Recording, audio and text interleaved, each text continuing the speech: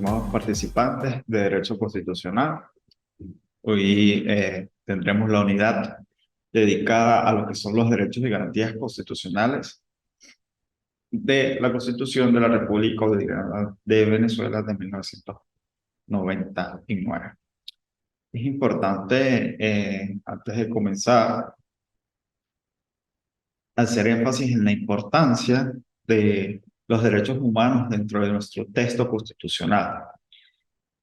Como bien lo he dicho alrededor de varias clases, los derechos humanos no tienen fronteras ni latitudes, ¿sí? Los derechos humanos son universales, por ende, cada país en su territorio debe anexar, según sus tratados internacionales, a la Carta Magna, en este caso, Venezuela, la Constitución de la República Bolivariana de Venezuela, esos derechos humanos que tiene cada persona por el hecho de ser, valga la redundancia, una persona humana, y su conexión va vinculada con la dignidad, ¿sí? Por el solo hecho de la dignidad de una persona tiene derechos humanos. Entonces es importante tratar ese llamado por parte de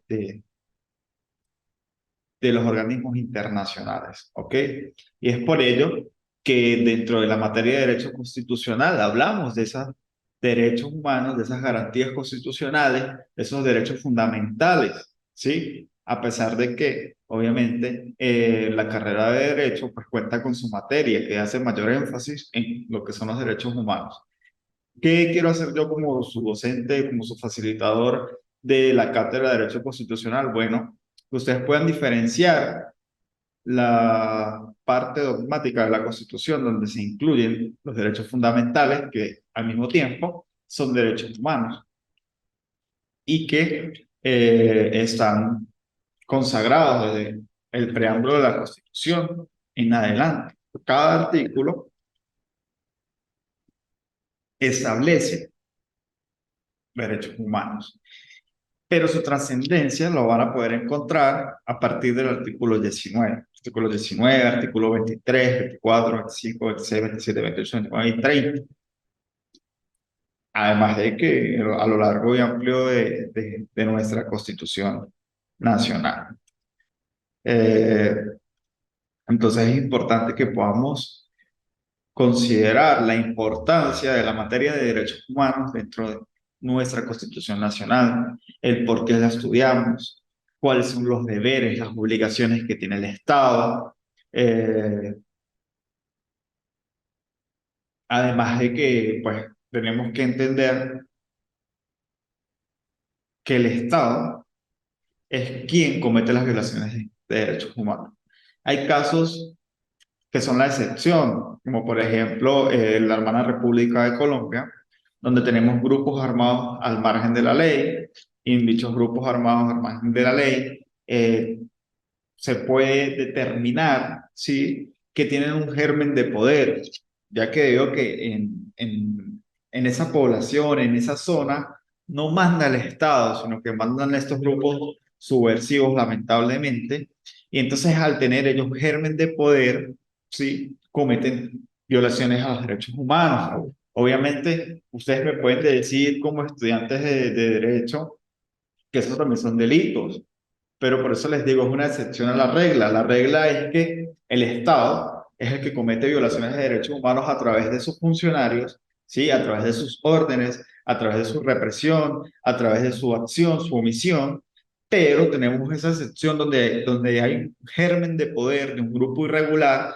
en una zona en la cual pues, son los que mandan, palabras más, palabras menos, y entonces podemos encontrar que allí existen violaciones de derechos humanos pero por parte de un grupo armado al margen de la ley. Y bueno, en esta conclusión que la he visto en una especialización en derechos humanos que estoy cursando, también surge la duda de por lo menos, por ejemplo, grupos que no son subversivos, sino grupos delincuenciales que hacen una mafia total y que lamentablemente pues Venezuela fue partícipe de eso con el llamado 3 ya saben dónde.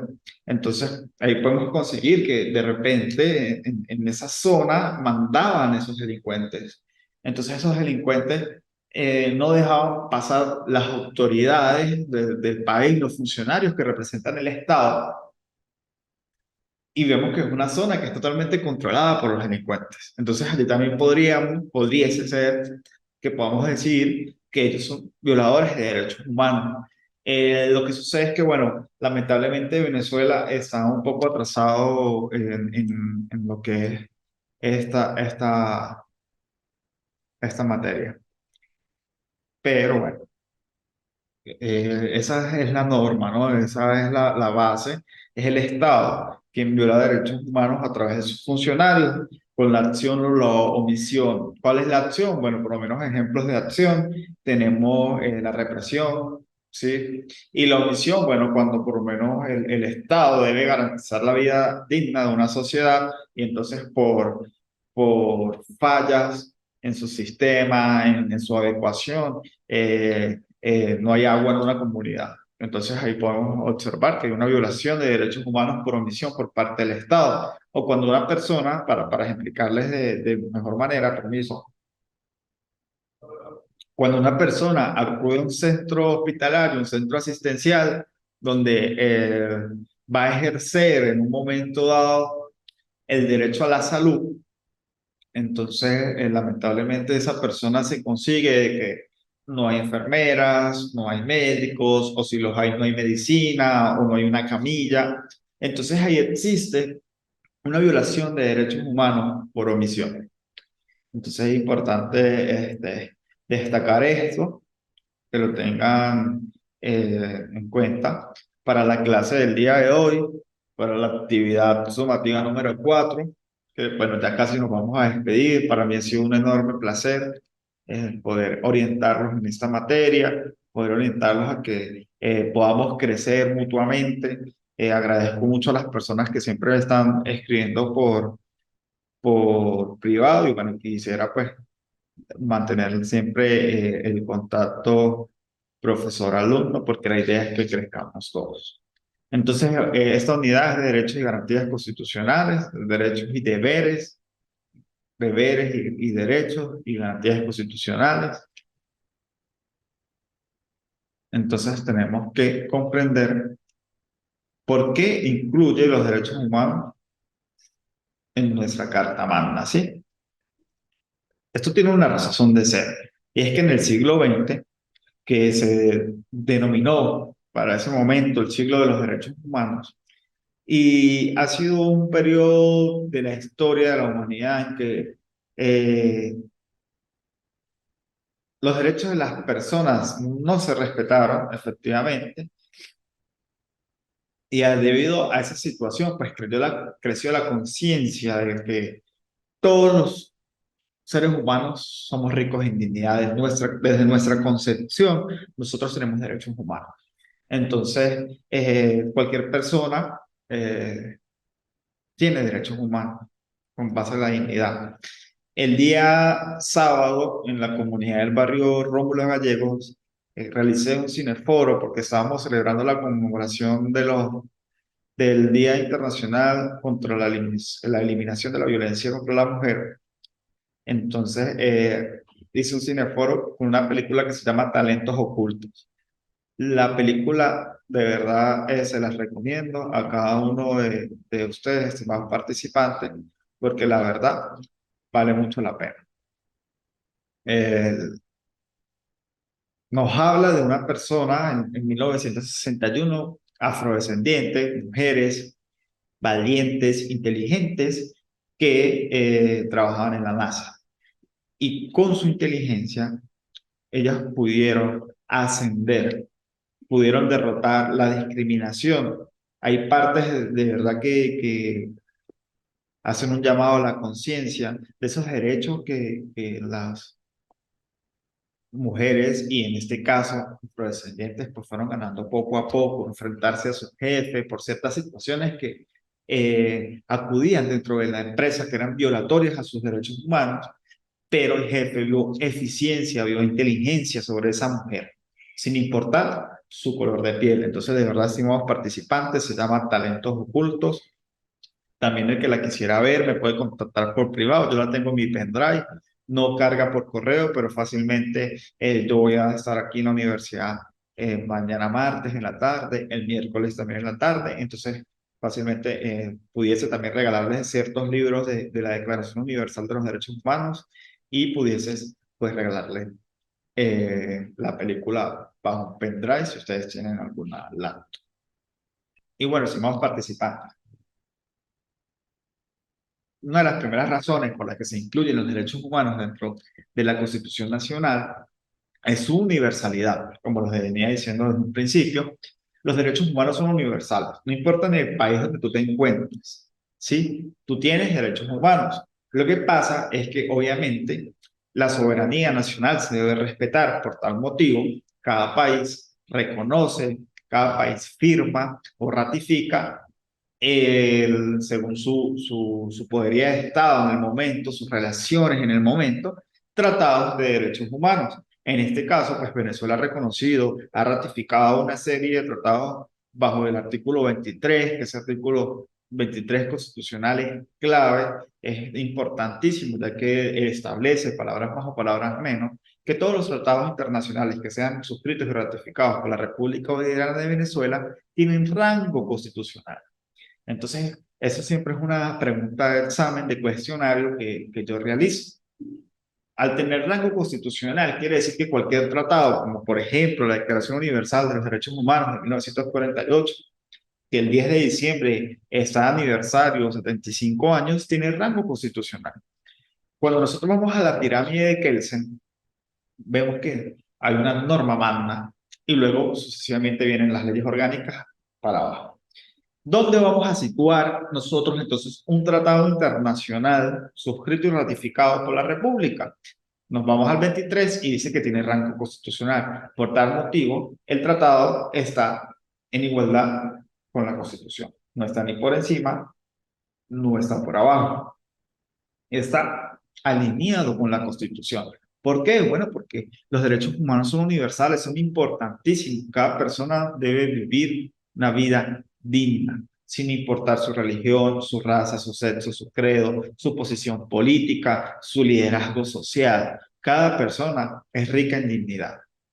Entonces, debemos nosotros apropiarnos como abogados de la República, ¿sí? De nuestra Constitución y darle a cada quien su respeto y su valor como persona humana. Entonces es la importancia de la inclusión de los derechos humanos en la Constitución, de la inclusión de los derechos humanos en la materia de derecho constitucional. ¿Qué es lo que pasa? Bueno, que una vez la Constitución reconoce ese derecho humano y lo proclama, como son los derechos políticos, por ejemplo, la nacionalidad, por dar un ejemplo, esto quiere decir entonces que se tratan de derechos fundamentales, pero al final siguen siendo derechos humanos. Son derechos fundamentales dentro del territorio nacional, el derecho a la vida, por ejemplo, pero dentro del territorio nacional y fuera del territorio nacional, todos los venezolanos tienen el derecho humano a la vida.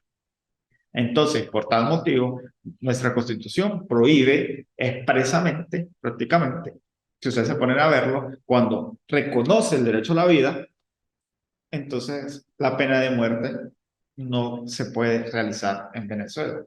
Y entonces ahí viene el debate, porque ustedes me pueden decir, profe, pero es que en Estados Unidos también se reconocen tratados internacionales, pero hay pena de muerte. Oye, tenemos que entender una cosa.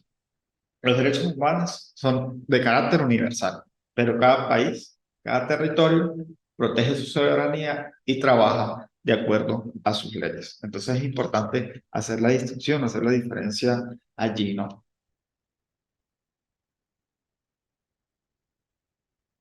Como lo dije en un principio, es importante también, perdón, hacer entender que los derechos humanos son progresivos en el tiempo. Por eso también se incluye dentro de la Constitución Nacional.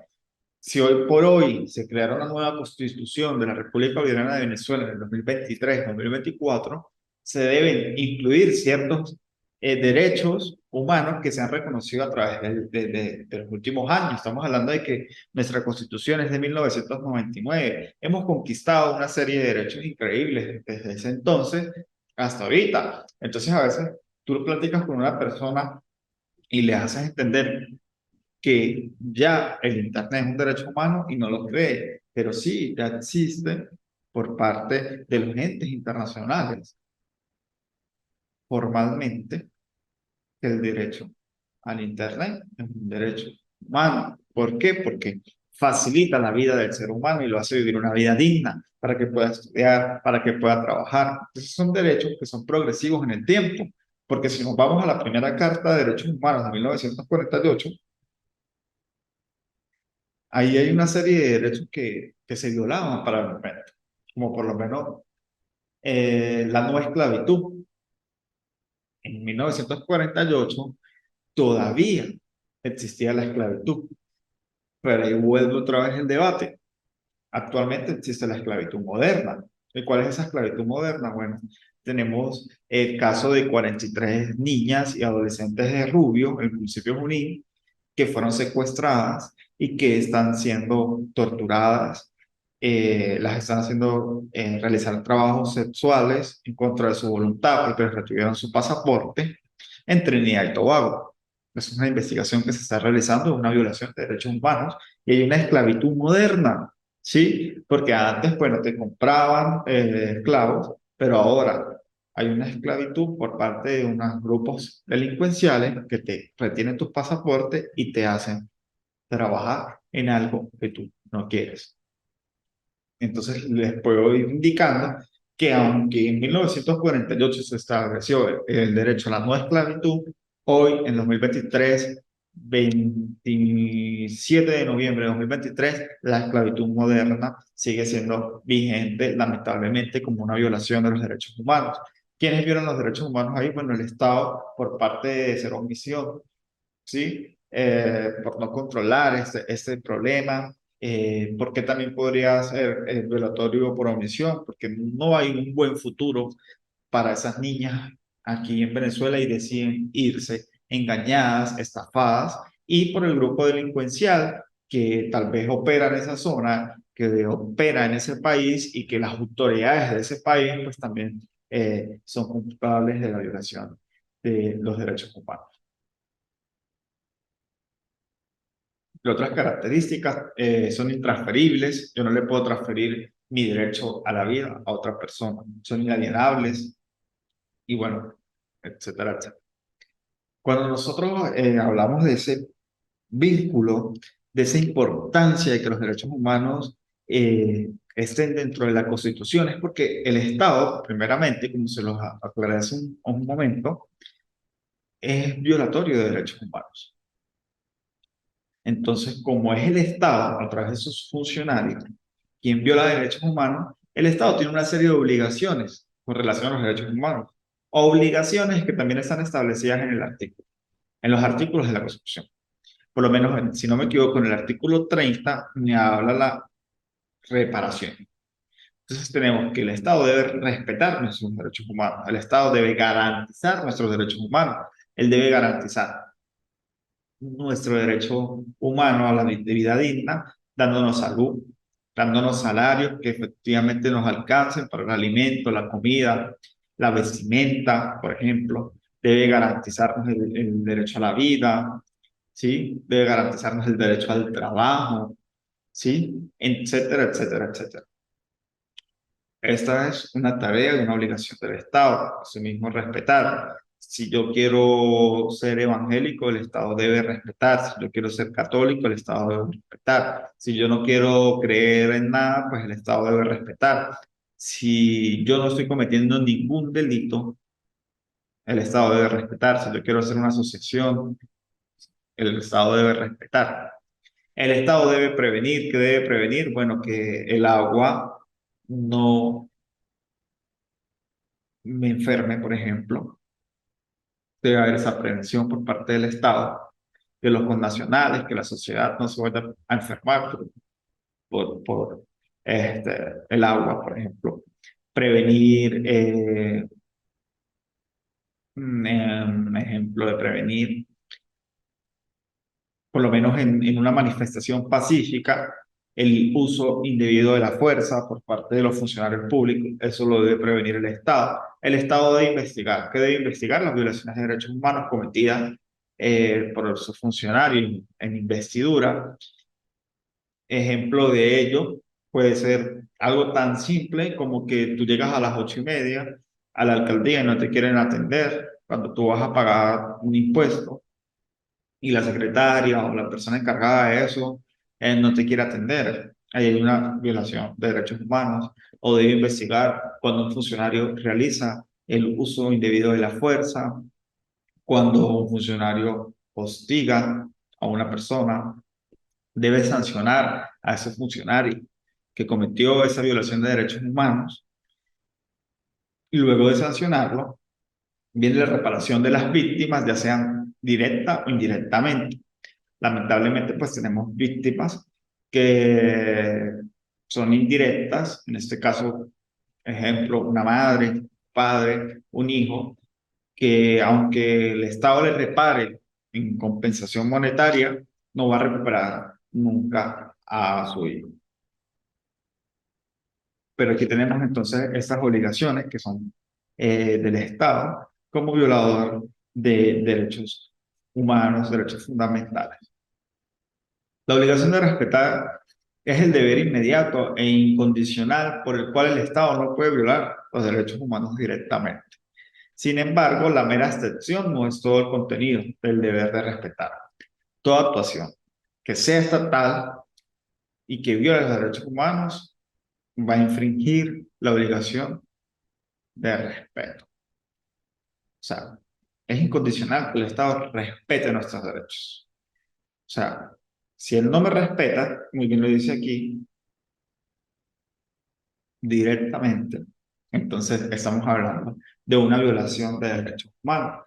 Pero es importante cuando hablamos de la mera abstención, porque quiere decir que cuando yo denuncio, sí, que en mi casa se fue el agua hace 15 días, yo voy al ente estatal, en este caso, en el caso Venezuela, sí, que el servicio público al agua lo maneja el Estado, entonces por esa razón debo dirigirme ante el Estado, pero al mismo tiempo, si el agua lo manejara un ente privado y el ente privado también me quita el agua sin consultarme, sin avisarme 15 días, el Estado también debe verificar que ese ente, que aunque no sea del Estado, es un ente privado, me está quitando el agua y me está quitando un derecho humano.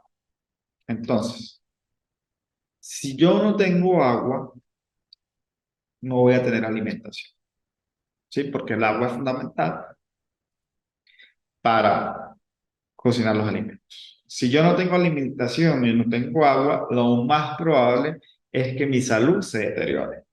Entonces vemos que en una obligación tan simple como es el respeto a los derechos humanos, se puede desencadenar en que no tengo agua, no tengo alimentos, me enfermo, fallezco.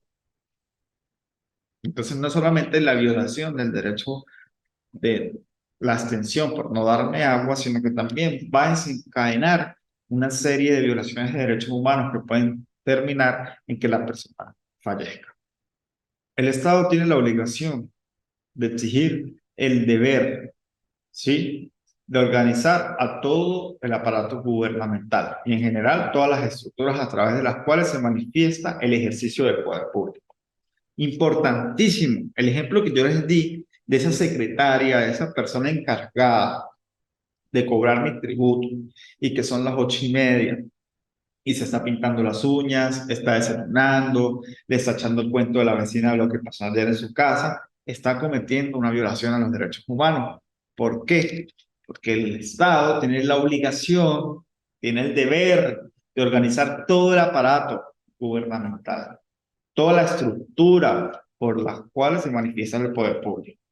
Entonces, a veces es increíble que uno escucha ciertos funcionarios públicos que dicen, no, yo no, esos son los policías, esos son los guardias los que violan derechos humanos. No, tú en cualquier ente gubernamental cometes violaciones de derechos humanos, ya sea por abstención, ya sea por carencia, ya sea por acción, ya sea por omisión, sí, que son sinónimos.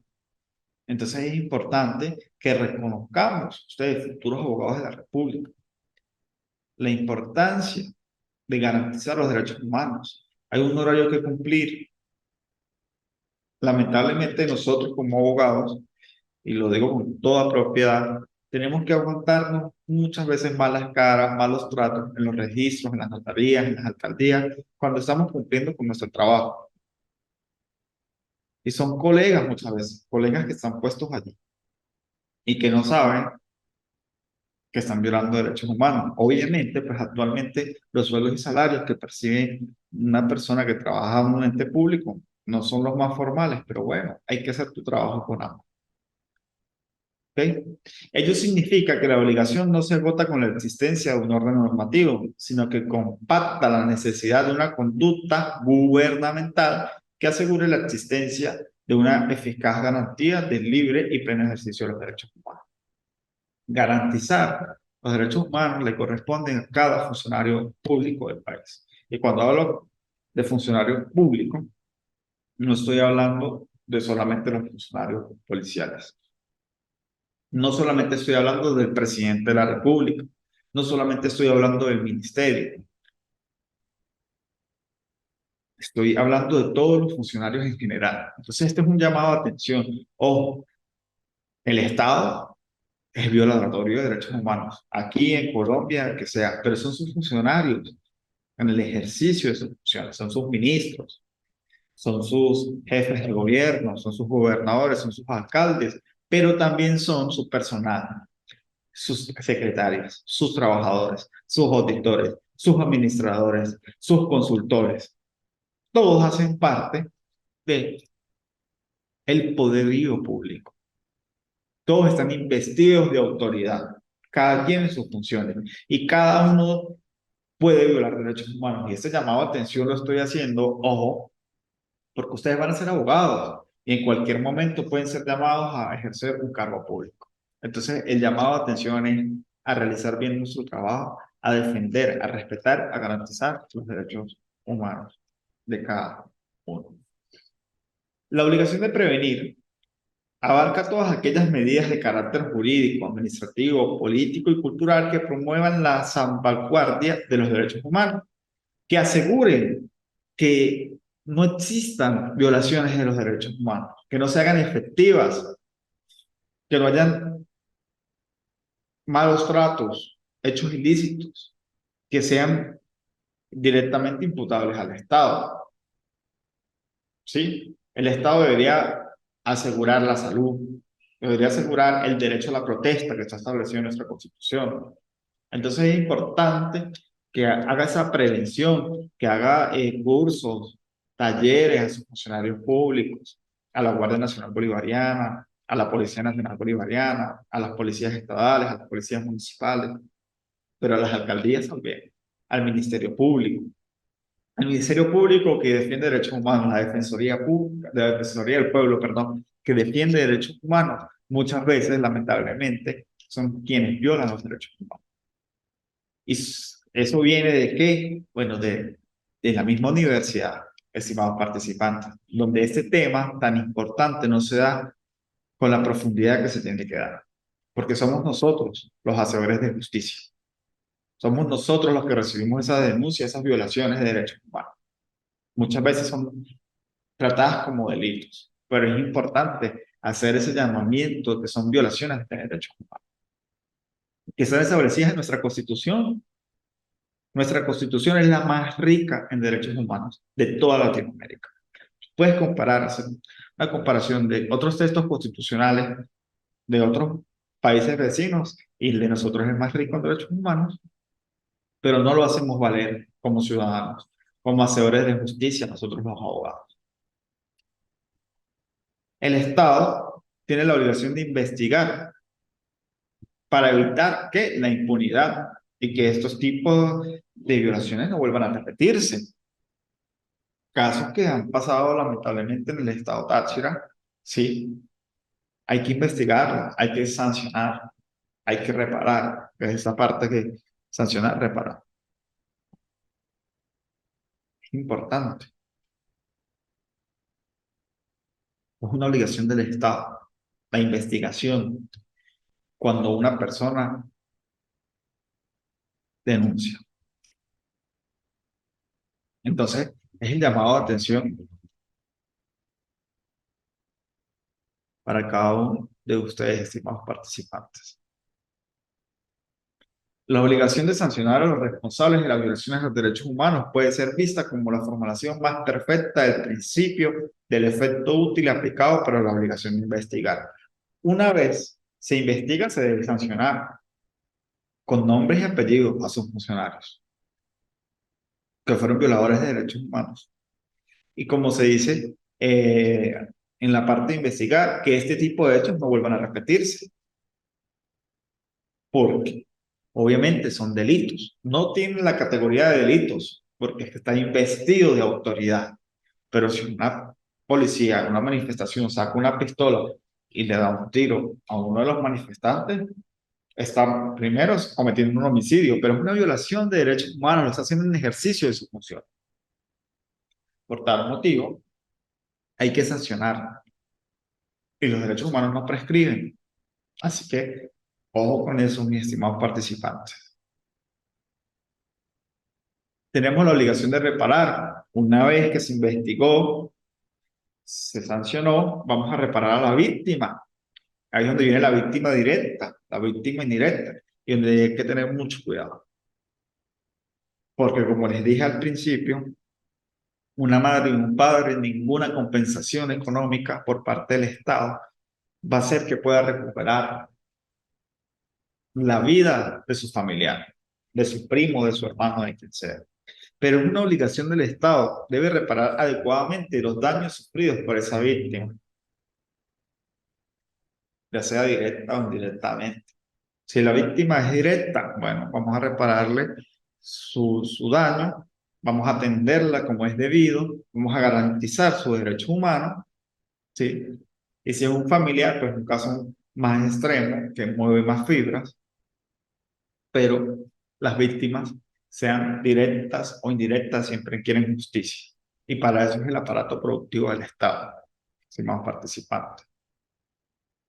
El Estado tiene fines y por eso es que, según esos fines, se hace importante el estudio de estos derechos, de estos deberes, de estas garantías constitucionales, estimados participantes.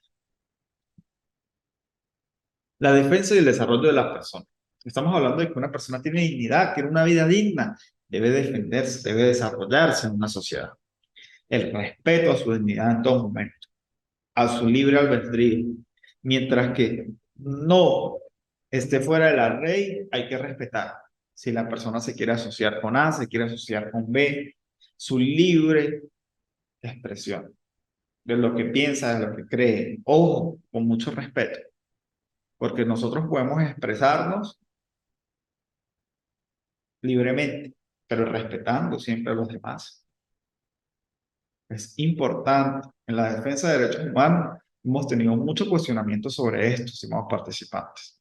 Porque una cosa es que yo me exprese por algo que está mal hecho, por una violación de derechos humanos, y otra cosa es que yo agreda, insulte o que difame.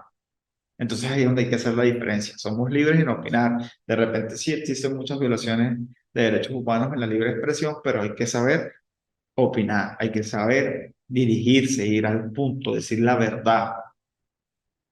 ¿Okay? El ejercicio democrático de la voluntad popular, el derecho a la democracia, votar, la construcción de una sociedad justa y amante de la paz, la promoción de la prosperidad y el bienestar del pueblo, ¿sí? El fin común, el bien común, ¿sí? Mi derecho termina donde empieza el derecho de otro. La garantía del cumplimiento de los principios, deberes y derechos consagrados en la Constitución. Eso es un fin del Estado. El Estado debe garantizar los derechos que están consagrados. Pero para que el Estado garantice, debe denunciarse, debe documentarse y debe difundirse la información. Por eso el llamado a atención a que las personas conozcan sus derechos humanos y puedan ejercerlos para que el Estado cumpla cada uno de estos fines. Existen miles de garantías constitucionales, pero unos ejemplos claros y que yo quería dejar sentada esta base en esta clase es por lo menos los derechos humanos. Es una garantía constitucional establecida en nuestra Constitución desde su preámbulo hasta el final. Hay igualdad de condiciones jurídicas y administrativas para todos. Y en caso de que usted sufra una desigualdad, denúncielo, porque eso es una garantía constitucional. No necesita nada más, sino la Constitución. La justicia igualitaria, accesible e imparcial. ¿Sí? La accesibilidad y transparencia de los datos de la gestión pública. Aquí hay consejos en el estado Táchira, si no me equivoco, son municipales, creo que son 3, que tienen ley de transparencia. Pero los ciudadanos no ejercen dicho derecho, que es una garantía constitucional. Nosotros, como ciudadanos, tenemos derecho a saber cuánto gana el alcalde, cuánto gana el gobernador, para no irnos muy lejos. Hace poco salió una denuncia en contra del presidente de Colombia porque en su mercado mensual gasta 30 millones de pesos. Entonces, la población quiso salir a preguntar por qué motivo, por qué él se gasta tanto en su mercado. Y nosotros tenemos derecho a saber eso.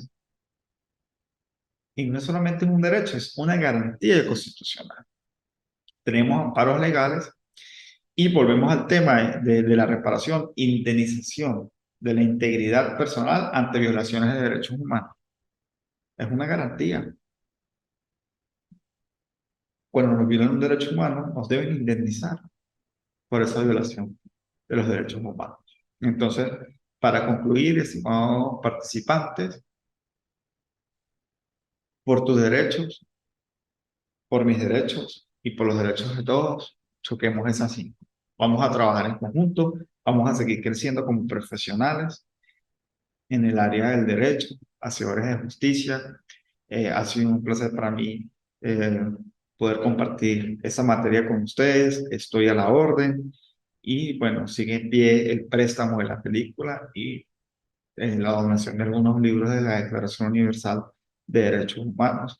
Estamos para trabajar en conjunto, para crecer, y les mando pues el abrazo más caluroso para esta época decembrina y navideña a cada uno de ustedes, estimados participantes. Ha sido un placer.